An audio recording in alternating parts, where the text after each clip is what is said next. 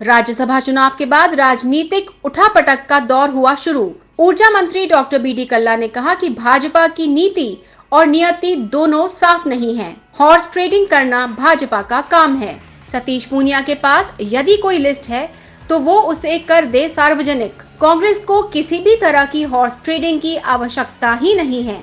राज्यसभा के चुनाव तो खत्म हो चुके हैं, लेकिन सियासी दंगल उबाल पर है। राज्यसभा चुनाव से शुरू हुई सियासी जुबानी जंग अभी भी जारी है। जैसलमेर के दौरे पर आए ऊर्जा मंत्री डॉक्टर बी डी कल्ला ने कहा कि बीजेपी द्वारा हॉर्स ट्रेडिंग की पूरी कोशिश की गई। ये बात सार्वजनिक करना तो सही नहीं है, क्योंकि अब जांच कमेटी बैठ चुकी है। उन्होंने बताया कि कई निर्दलीय विधायकों ने उन्हें कहा कि किस तरह के ऑफर्स बीजेपी द्वारा दिए गए थे।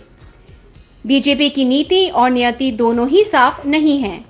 उन्होंने कहा कि भाजपा अध्यक्ष सतीश पूनिया के पास कोई लिस्ट है तो वो इसे सार्वजनिक कर दें। कांग्रेस के पास पूर्ण बहुमत था। किसी भी तरह की हॉर्स ट्रेडिंग की आवश्यकता कांग्रेस को नहीं थी। मुझे तो स्वयं कई इंडिपेंडेंट विधायक थे, उन्होंने आकर के कई बीजेपी के नेताओं का नाम लेकर के ये सब जांच का विषय हो गया है तो सार्वजनिक रूप से नहीं कहना चाहिए। बाकी हॉर्स ट्रेडिंग की पूरी कोशिश बीजेपी ने की थी।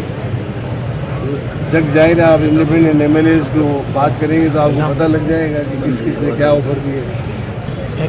से कर देना सेम लोडा वगैरह कर रहे हैं, वो भी उनके पास भी प्रूफ है, वो बता देंगे। इसको तो हॉर्स ट्रेडिंग की जरूरत ही नहीं थी, हम तो खुद ही 107 थे। और जो इंडिपेंडेंट थे ड्राइवर हमारी पार्टी से ही गए हुए लोग थे, उन्होंने स्वेच्छा से समर्थन दिया है, तो हमारे को हॉर्स ट्रेडिंग की जरूरत क्या थी। हॉर्स ट्रेडिंग तो उनकी देखिए राया पर आया, सबको मालूम है कि बीजेपी का ही कैंडिडेट जीता और फिर बीजेपी के 2 कैंडिडेट क्यों खड़े किए। इससे क्या झलकता है, उनकी नीयत साफ नहीं थी। उनकी नीति और नीयत दोनों ही साफ नहीं थी, इसी के कारण से उन्होंने एक एक्स्ट्रा आदमी को खड़ा किया जिसका जीतना बिना हॉर्स ट्रेडिंग के संभव नहीं था।